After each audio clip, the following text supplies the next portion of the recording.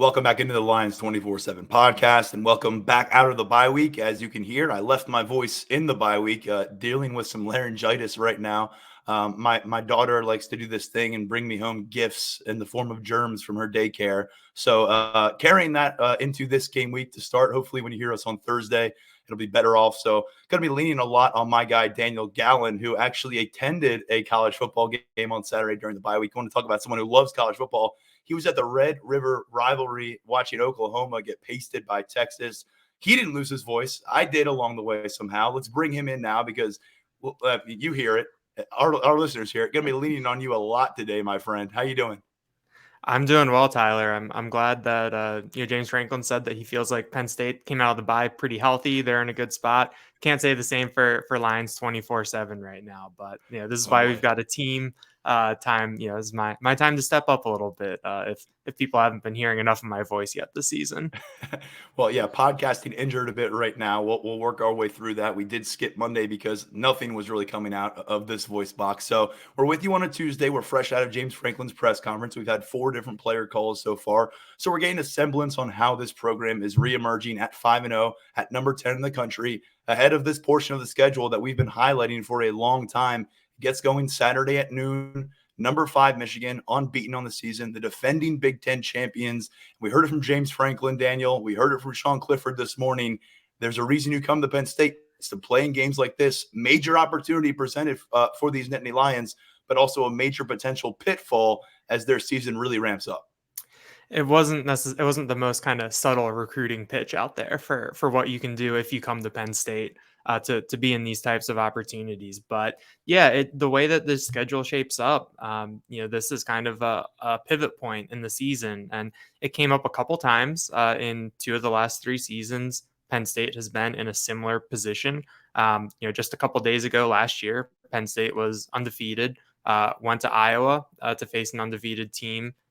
We all know how that ended and what happened after that.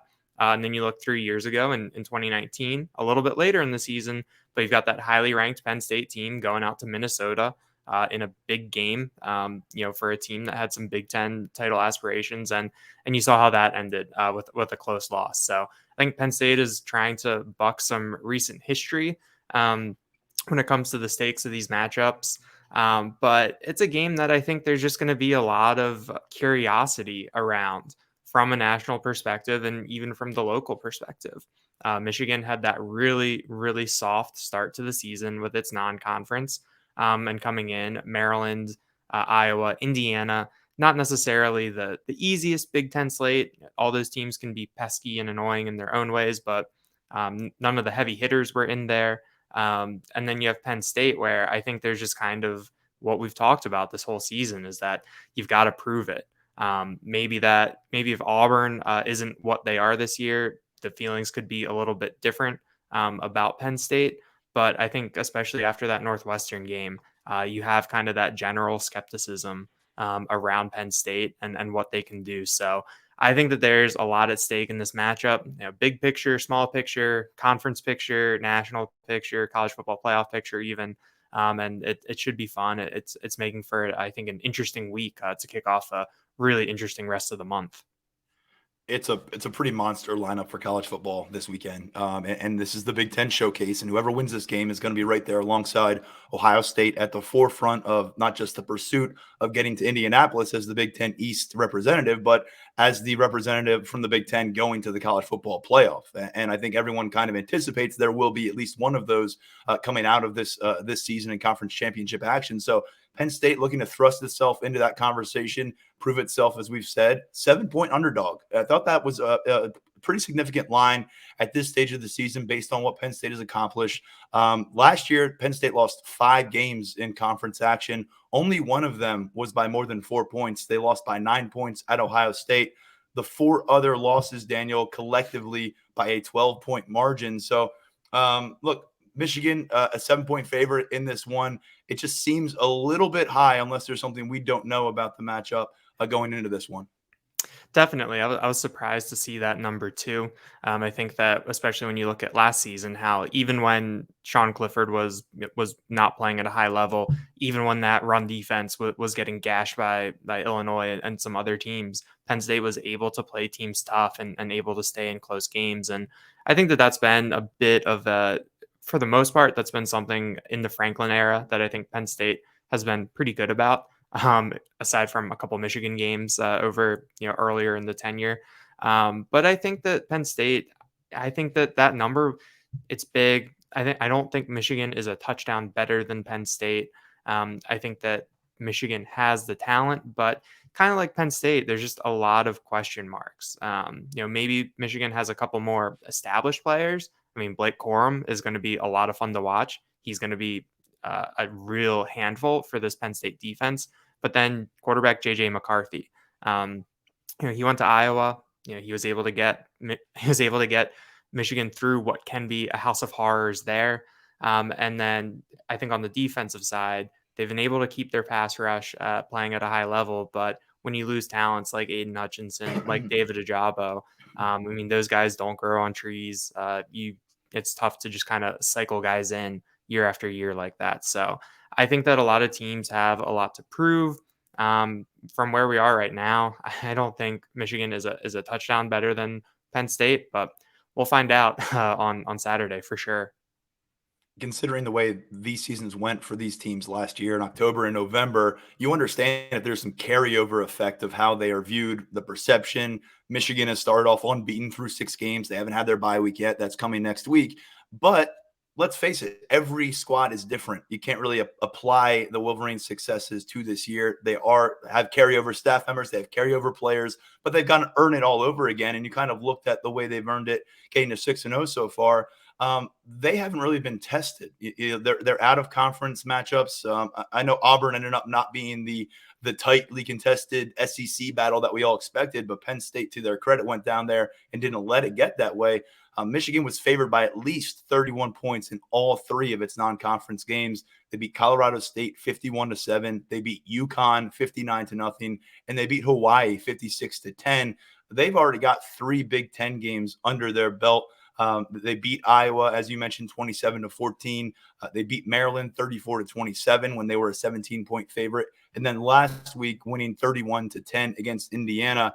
They've got the bulk of their work to prove it still coming up. So I think that's important to note here. It's not like Penn State is encountering some kind of a buzzsaw program. While they are wearing the Big Ten crown right now, I think a lot of folks want to see if Jim Harbaugh and company can duplicate that success with a new quarterback, a more dynamic quarterback. And on the flip side of this thing, Penn State trying to show that they are going to reverse course of what happened last year, going to 5-0 and then seeing things fall apart when the schedule stepped up.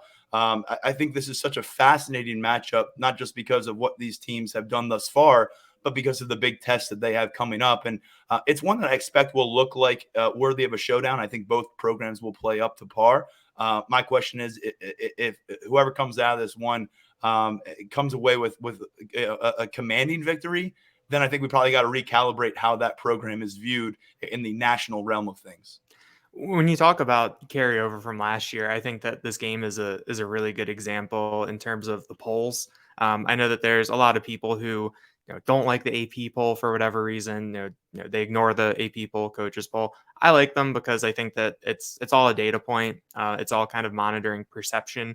But when you look at these two teams, Penn State is down at number 10. They've worked there from being unranked. They've kind of had the longer road to get to this point, whereas Michigan started the year, in the top 10, hovering around that top 5. They're at number 5 right now. They've been able to stay up there. And you kind of wonder, okay, if roles are reversed, if Penn State starts the season, in the top 10, they're probably up higher, given what Michigan has played this year or who they haven't played. I think if they started the year unranked or a little bit further down, they would kind of be where Penn State is right now. So I think that this is kind of like you said, this is a big game for the perceptions of these teams. We're going to learn a lot about the Big Ten and kind of who the favorites are. Michigan State has played their way out of the conversation. And it's left Ohio State, Michigan, and Penn State as kind of the three teams jockeying in the East.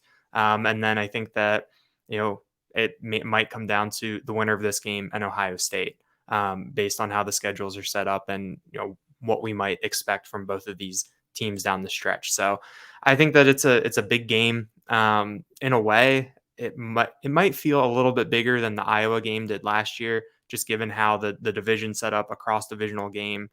Even though both of those teams, were top 5 teams, I think that the fact that it's an interdivisional game, that this could go a long way towards who is in Indianapolis in December, who could be playing in January. I think that there's a lot there, and there's really a lot to unpack when you look at both of these teams.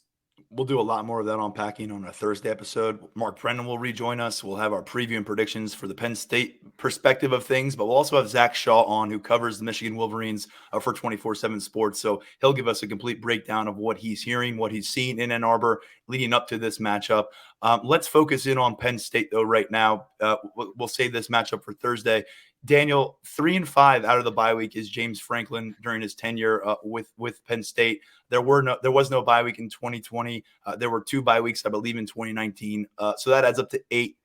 This will be his 9th opportunity to come out of a bye week as the Nittany Lions head coach, and that was asked about during the course of his press conference, and it's come up in conversations the last couple of weeks, last 10, 11 days or so, where people are kind of pointing to that record, pointing to some of the performances that they've come out with. And I can attest to some of them. They've come out flat out of the bye week at times, and it's cost them in games that they really should have been able to come away with a win.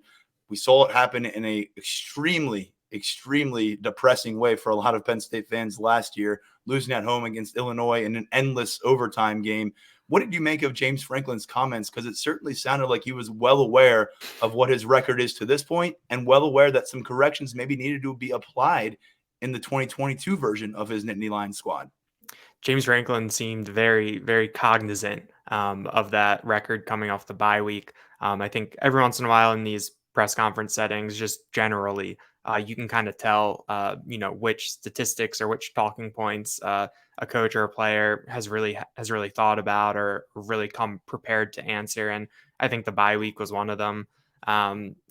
James Franklin said that they did some things a little bit differently this year. In the past, that Thursday practice was traditionally for the developmental squad players, more opportunities for the younger guys. Franklin said that was more of a practice for the starters, that they did a little bit more, that it was a little bit more of an official practice for those guys. And I think that was something as an attempt to keep those guys sharp, to try to avoid coming out flat. I thought that was interesting. I think that you want to see coaches, you want to see players, you want to see programs be able to adjust to how things have gone. And I think that James Franklin kind of acknowledging that, he's aware that there have been some struggles at this point. They're trying something different. They're trying something new to change it. And I think if you're a fan, that's what you want to see. From our perspective, hearing that from James Franklin, I think that it makes it kind of even more interesting to see how they come out on Saturday, because if we see a team that comes out a little sharper, well, we have something to trace it back to. And I think overall this year, for the most part, Penn State has come out strong. It's especially in those non-conference games. It's just been that second quarter. I think that has been a little bit more of the, where the hiccups have been right before the middle 8, of course. But it was very interesting to hear that. I think that he talked a lot about Sean Clifford's leadership. Clifford talking to the team about the importance of the bye week. We'll see how that carries over. I think that there's a sense of urgency. I think some of that comes from Clifford as the 6th-year guy who knows that this is it. There's no, other bonus year, hiding somewhere in the paperwork. We don't think, we don't think the fine print will have him back for a 7th year. And I think that has kind of set the tone. And that, I think that Clifford is trying to have the players follow his lead. And it sounded like from today that it's gotten through to the players. Yeah, we've heard it from Salim Wormley and Kobe King over the course of Tuesday about Sean Clifford's impact during the last couple of weeks. We heard from Sean himself, and look, polarizing, and part of that is look at the way he started his career. Look at the way he started these seasons as a starter in his career. 5-0 in 2019, 0-5 in 2020, 5-0 in 2021, 5-0 in 2022. There's just not a lot of in between with Sean Clifford as we've witnessed across his career, and he's in start number 39 this Saturday. I'll keep saying what we kept hearing from players, and it showed up in a big way early and often against Auburn from the first time he took a massive hit from Owen Pappo. There's not a lot this guy hasn't seen on a college football field, much less in a big showcase setting within this conference. And J.J. McCarthy, for all the raving you can do about his skill set and the moments that he was able to play in and step up last year during a Big Ten championship run and into the college football playoff, this is a little bit new for him, preparing for a top 10 showdown as QB1 on the other side of this ball. I think with Sean Clifford, as usual, we'll be able to tell pretty early where he is mentally going into this matchup and emotionally going into this matchup through a few series. But you listen to his teammates, you hear James Franklin, they are really excited to be able to roll into a matchup with a guy who's coming up on start number 40 at this level. I know fans are tired of hearing about that aspect. There's a major part of fatigue with the experience that he brings. But look, he does. And I will say this. He doesn't know what it's like to be the starting quarterback for Penn State in front of a full crowd in Ann Arbor. They won in front of an absolutely empty stadium, an eerily empty stadium in 2020 as we were all sorting through COVID. Before that, any trips that Penn State made up, he was a backup quarterback. So in that way, this matchup is a little bit different for him. He's played Michigan twice at home, including a whiteout win where he played really well in the first half. But this is a test for him against the Wolverines defense that did lose talent, but still brings a lot to the table. I thought James Franklin said something interesting today when he was asked about Sean Clifford, and he said that kind of everything in Sean Clifford's career has been building up and leading up to this point.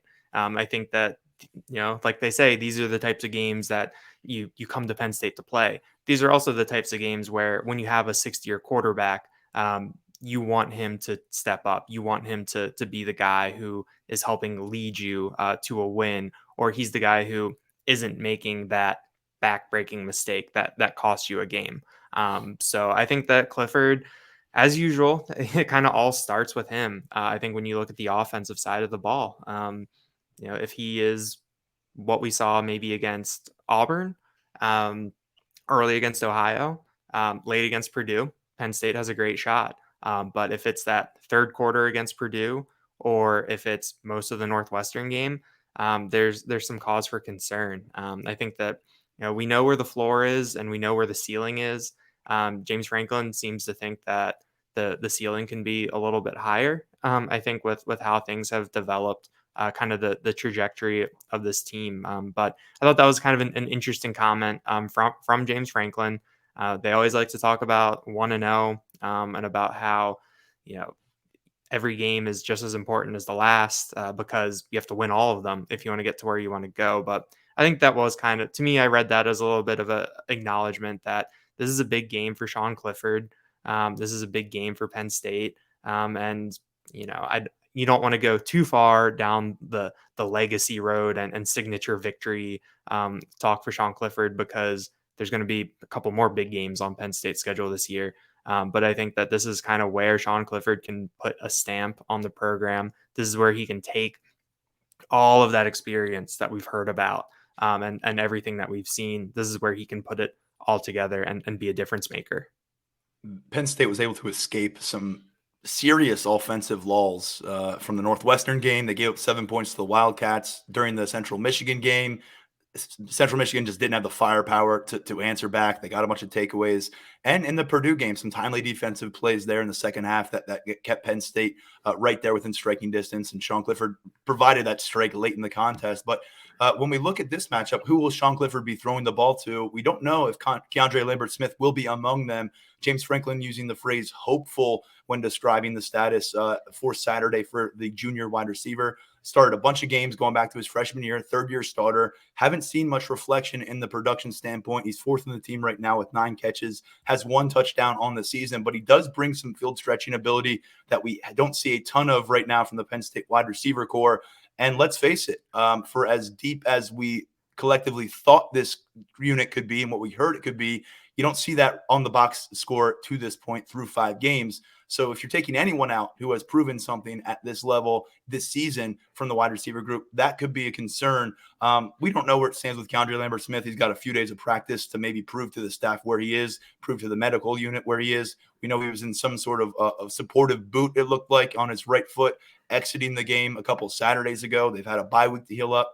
Overall, it's a pretty healthy team, but because of what's happened at wide receiver, we got to monitor the situation. Harrison Wallace was the beneficiary against Northwestern. Didn't turn it into a bunch with the targets that he got, but he was at like 60 snaps after Keandre Lambert-Smith exited after the first couple of snaps. So we'll keep tabs on that, Daniel. But I think overall, the depth on this team, as James Franklin said, he's alluded to this during the offseason, feels like it's further ahead from where they've been in recent seasons.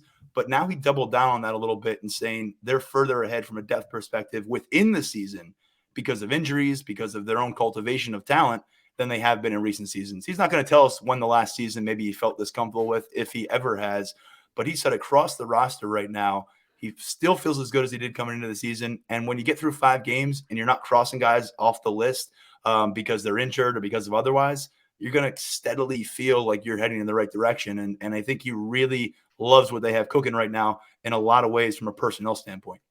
Yeah, I don't think James Franklin would have to tell us. I think we all saw it last year with what happened when Penn State lost a couple key guys in some key games, and we saw that the depth just wasn't there, wasn't ready, or whatever it may be to help that team along. So I think that they did make the concerted effort. I think that this is kind of like what we talked about earlier with James Franklin switching things up a little bit with the bye week. I think we've seen that in kind of some of the roster management this year. When they've gone to the backups against in some of these early games, how they've rotated so many guys in, how they've used so many different combinations.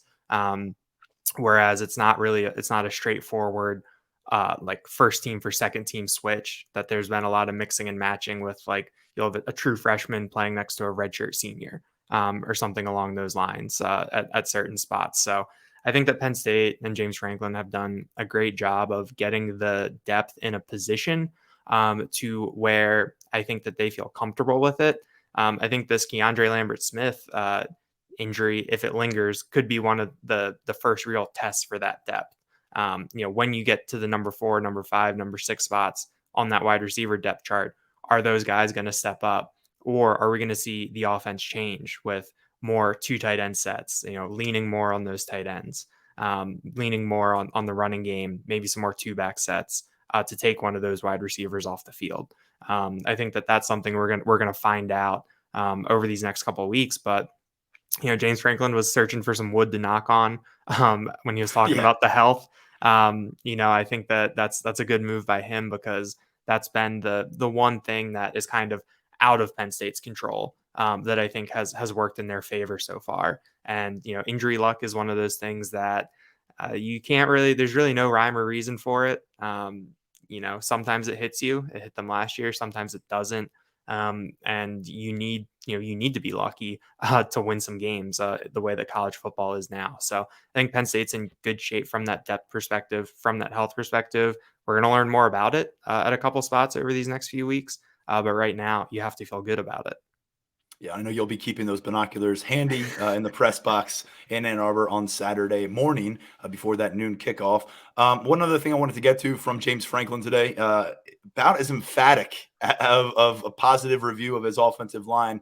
And I kind of use the emphatic word as tongue-in-cheek, because in real time, it may not have sounded like much. He said, overall, I've been pleased, and, quote, steps in the right direction for this team. But, Daniel, you've been at every single press availability that we've had, just as I have, with James Franklin dating back to the offseason. He's been very cautious to say anything about this offensive line unit. That included coming off of the performance at Auburn. So a little bit of a chance for him to digest things through 5 games and for him to take a little bit of a step forward.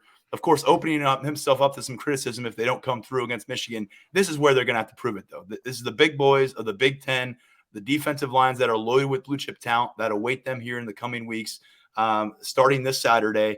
And this is where I believe that we're going to start to really peel back layers of this offensive line and learn if they've improved enough that we noticed through the first 5 games, or enough that they could compete for a Big Ten championship. this was the first time that James Franklin really took that question head on. It feels like all the other times it was, they got to prove it to me. You guys, us, the media, are going to tell James Franklin how they're playing. So I think that that's a positive review. I asked Sal Wormley this morning, kind of about that. Have they proved? Have they proved it to us yet? Do they feel like that? He said they haven't. He said they still have a lot of things that they want to prove, a lot of things that they want to accomplish, which, that's probably what you expect to hear from a player, and trying to keep that motivation up. But I thought that that was a good endorsement from James Franklin, especially going into a game against with a defensive line like Michigan. James Franklin highlighted Mozzie Smith, the defensive tackle from Michigan, as someone that they really have to keep an eye on. That is really important to Michigan's success. So I thought that was, my ears kind of perked up on that, because that's one of the things when you hear the question being asked, you might start to, project what the answer is going to be. You try to anticipate it. But he went in a little bit of a different direction. So I think it's a big game for the offensive line this weekend, and they're going to be a unit with a lot of eyes on them in Ann Arbor. Yeah. And they're 5 for 5 and having the same starting lineup this season. Not a lot of teams can maintain that consistency due to performance, due to health. We'll see if Landon Tengwall remains in command of that left guard spot, or if he continues to cede snaps to a Hunter Norzad or perhaps a JB Nelson. Some questions to ask, some answers that we've gotten. Let's go through some of those. Hopefully, we've had some chance to collect your thoughts before this. We'll do a kind of a rapid fire here, and we can start with you.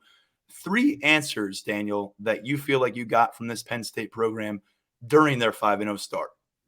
The first one, to start with the defense under Manny Diaz.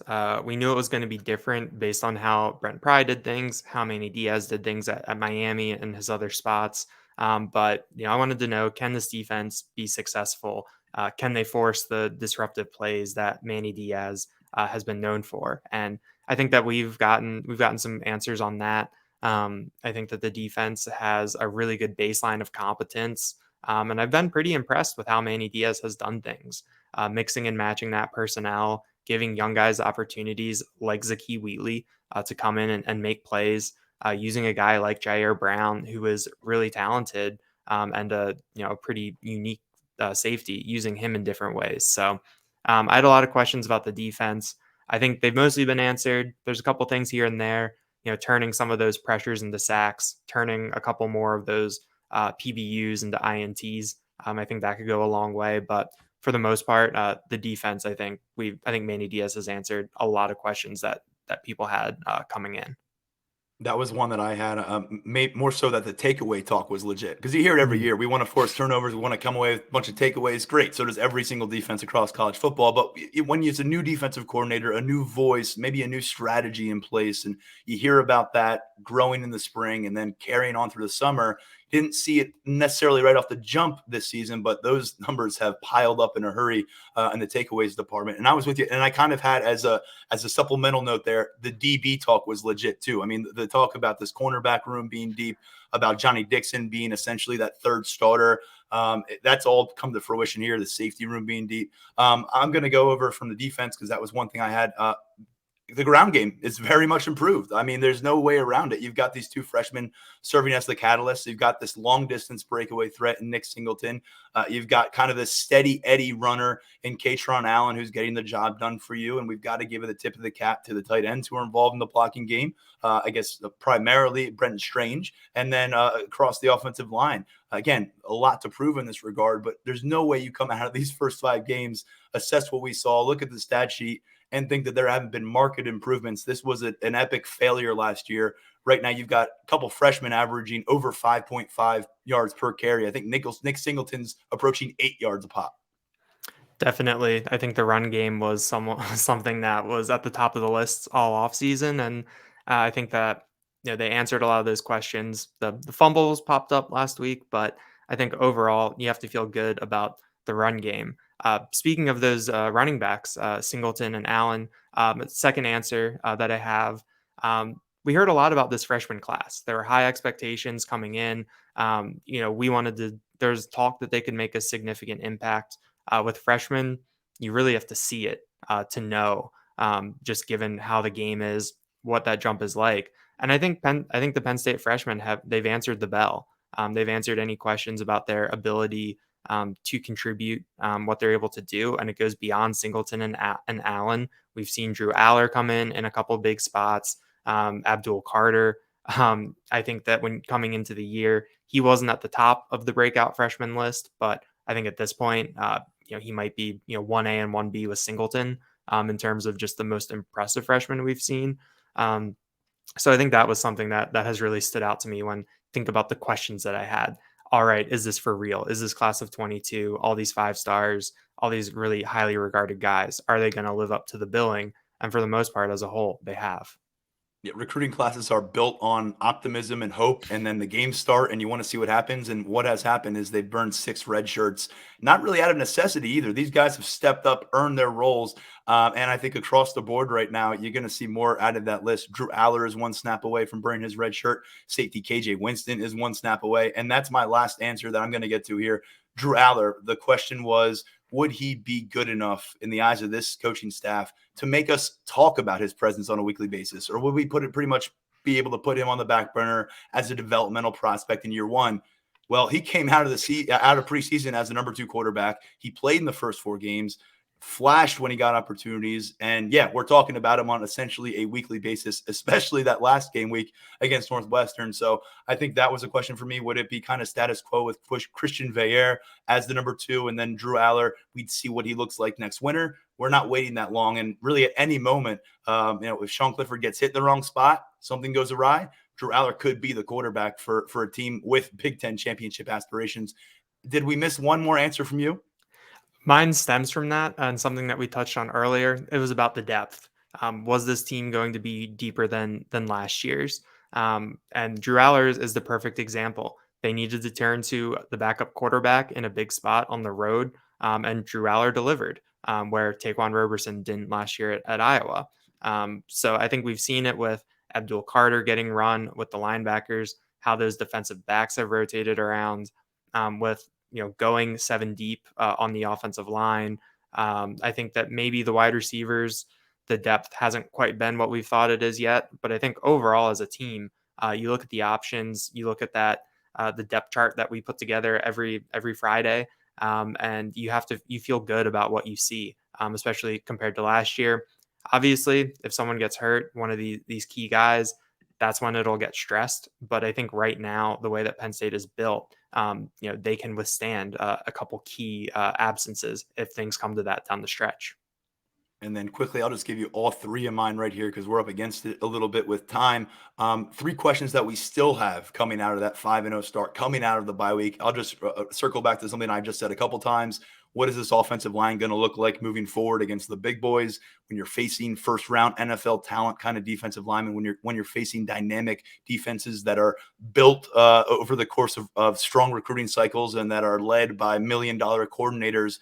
What is this offensive line going to look like? Will they hold up? Will they be able to close out games? Will they be able to keep Sean Clifford clean? That's a lot. That's a lot to ask of this group, and we're going to start to find out on Saturday. Will the explosion come in the passing game? It's missing right now. It's a missing component for this offense. It can't stay missing if they want to remain in the Big Ten championship hunt. That's gonna mean wide receivers stepping up on 50-50 balls. That's gonna mean Sean Clifford dropping the ball in buckets with more consistency. And across the board, it's gonna mean breaking some tackles, getting yards after the catch. Just not really an element of this attack that we've seen flash consistently enough to give you hope for having a completely balanced offense now that you have the run game involved. And then place kicking in tight games. I said it before, 4 of their losses last year in the Big Ten were by 4 points or fewer. That's an extra point. That's a field goal. That's Jake Pinniger, and the spotlight will be on him in Ann Arbor and every game moving forward as long as he continues to fill those shoes, because he's had 2 bust games, and I should really include the whole place kicking unit in that, but they've had a couple games where they busted, and it's only 5-game sample size right now. Those are not the odds you want to be working with the schedule that Penn State has coming up. What do you want to finish this off right here with your 3? Definitely. I doubled up with you on the offensive line. Can they keep playing at this level? We've seen guys bounce back from tough performances before. Caden Wallace had some shaky moments earlier, and he really seems to have gotten his feet under him, and feels like a little bit less of a liability, I guess, that he might have felt earlier this year. Find out a lot about those guys Saturday. Stemming off one of my answers, looking at the freshmen, can they avoid the so-called freshman wall? This is going to be more games than a lot of them have played. It's going to go deeper into November. Physical play of the Big Ten. Are they going to be able to hold up? Can you avoid those freshman mistakes too? We saw Abdul Carter get caught out there a little bit against Northwestern on kind of a weird play.